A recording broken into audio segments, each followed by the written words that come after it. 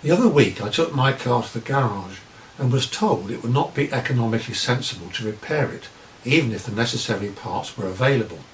It's 20 years old, and I've been hanging on despite the growing rust patches until I could be convinced that electric cars are developed enough to get me all the way to Scotland without a stop to recharge. Well, they haven't got there yet, and so here I am without a car that can travel any distance, not that I can go anywhere at the moment anyway. What surprised me at the time was how sad I felt at the passing of what is after all just a bit of machinery, not a pet dog or cat with whom I could have some interaction. If I could, I would buy the same car again. Why change from something you know well? Of course, that's impossible. Cars, like everything else, have changed hugely in 20 years. They look quite different and are full of electronic gadgetry, and there's a huge choice. Keeping one's major possessions for 20 years is not what the modern economy wants of us. We are urged to keep up to date with fashion and convenience, deluged with advertising, and expected to look longingly at other people's more modern possessions so that we can emulate them.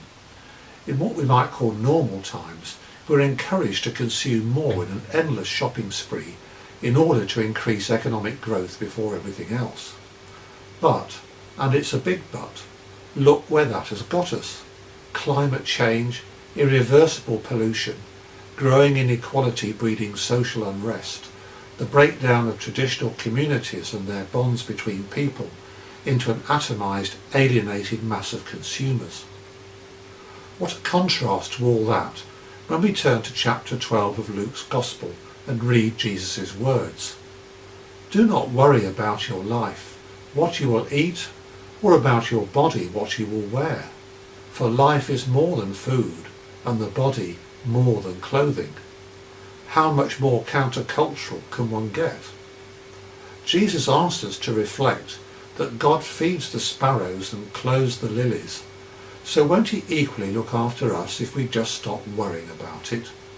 Strive for his kingdom, says Jesus, and these things will be given to you as well. Jesus is not saying that we should not have possessions. He's saying that we should not be obsessed with them. It is enough to have what you need, and if you live by the values of God's kingdom, you will find that is enough.